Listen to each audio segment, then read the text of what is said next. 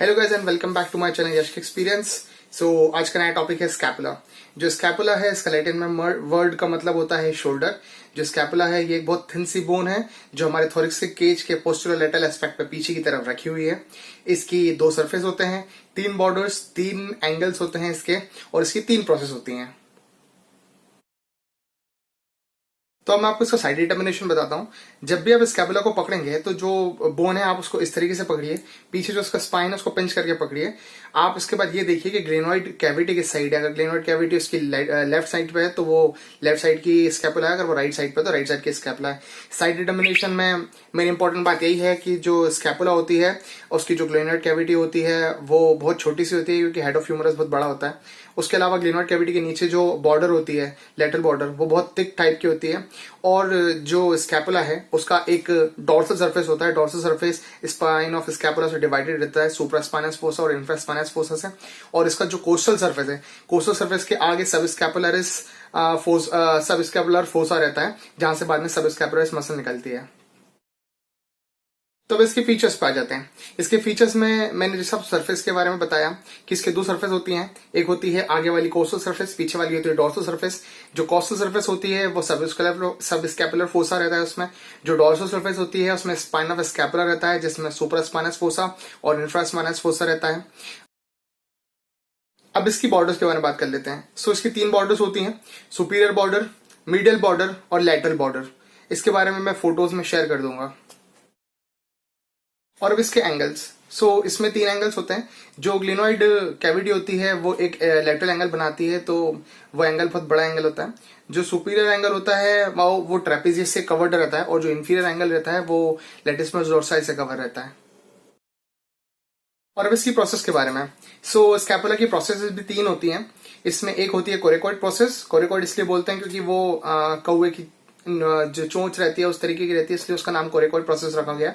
उसके बाद spine of scapula, जो कि आगे जाती है जब वहां पीछे डॉर्सल सरफेस पे रहती है, तो स्कैपुला को डिवाइड करती है सुपीरियर इंफीरियर स्पेसेस में। सुपीरियर वाला जो रहता है वो सुप्रा स्कैपुलर फोसा, और नीचे वाला जो रहता है वो इंफीरियर स्कैपुलर फोसा बनाता है। और इसका जो तीसरा प्रोसेस रहता है वो एक्रोमेन प्रोसेस रहता है। तो हम इसके अटैचमेंट के बारे में बात कर लेते हैं। जो इसका कोस्टल सरफेस रहता है, यानी कि आगे वाला जो सरफेस रहता है, उस सरफेस पे अगर हम देखेंगे तो कोरेकॉइड प्रोसेस मिलेगा। कोरेकॉइड प्रोसेस से कोरेको ब्रैकियलिस और शॉर्टेड ऑफ बाइसेप्स ब्रेकियाई का ओरिजिन देखने को मिलेगा। कोरेकॉइड प्रोसेस पे ही हमको पेक्टोरिस माइनर का इंसर्शन देखने को मिलता है, और उसी पे ही आकर कोनाइड और ट्रेपेजॉइड पार्ट जो कोरेको क्लाविकुलर लिगामेंट के होते हैं वो दोनों आके उसी पे अटैचमेंट लेते हैं।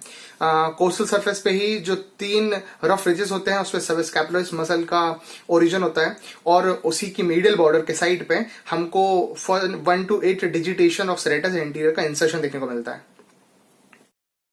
हम इसके डॉर्सल सरफेस के बारे में बात कर लेते हैं। सो डॉर्सल सरफेस पे मैंने आपको बताया कि इस पे स्पाइन ऑफ स्कैपुला रहती है। तो स्पाइन ऑफ स्कैपुला की जो सुपीरियर बॉर्डर होती है उस पे हमको ट्रेपेजियस का इंसर्शन देखने को मिलता है।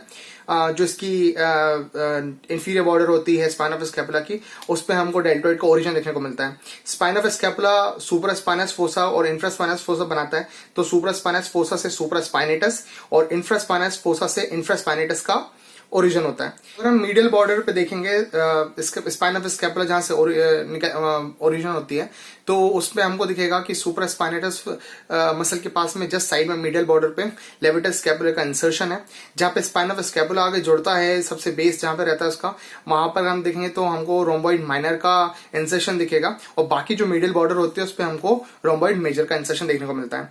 इसके अलावा अगर हम जाएंगे एक्रोमियल प्रोसेस के नीचे थोड़ा सा और, यानी कि ग्लिनोइड कैविटी के वहां पे, सो जो ग्लिनोइड कैविटी होती है उसके सुपीरियर एंगल से हम सुपीरियर जो पार्ट होता है वहां से हमको long head of biceps brachii का ओरिजिन देखने को मिलता है, और उसके नीचे वाले पार्ट से हमको long head of triceps brachii का ओरिजिन देखने को मिलता है।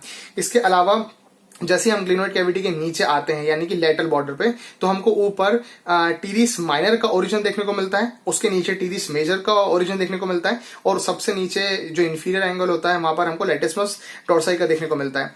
टीरिस माइनर जो रहती है वो कभी कभी वहां से हमारी कौन सी थी वो सरकमफ्लेक्स स्कैपुलर आर्टरी भी वहां से कभी कभी क्रॉस होती है, जो कि ब्लड सप्लाई वगैरह प्रोवाइड कराती है। अब इसका ऑसिफिकेशन। सो स्कैपुला एक प्राइमरी सेंटर और 7 सेकेंडरी सेंटर से ऑसिफाइड होता है। लगभग ये 25 ईयर्स तक सारे जितने भी सेंटर्स होते हैं ये पूरे फ्यूज हो जाते हैं। अब इसकी क्लिनिकल एनाटॉमी की बात कर लेते हैं। सो क्लिनिकल एनाटॉमी में एक कंडीशन होती है स्कैफोल्ड स्कैपुला, जिसमें जो मीडियल बॉर्डर होती है वो थोड़ी सी अंडर डेवलप्ड रह जाती है, तो उसका जो सरफेस है वो कॉन्केव सरफेस रह जाता है, जो मीडियल बॉर्डर रहती है उसका। और दूसरा है विंगिंग ऑफ स्कैपुला। अगर कभी भी हमको कोई न्यूरल इंजरी होती है तो विंगिंग ऑफ स्कैपुला देखने को मिल सकता है, जिसके अंदर पैरालिसिस ऑफ सेरेटस एंटीरियर देखने को मिलता है, जिसकी वजह से जो मीडियल बॉर्डर रहती है वो अनड्यूली प्रोमिनेंट हो जाती है और जो हमारा आर्म है वो हम एबडक्ट नहीं कर पाते 90 डिग्री के अबव। गाइस ये एक छोटी सी वीडियो थी स्कैपुला के ऊपर।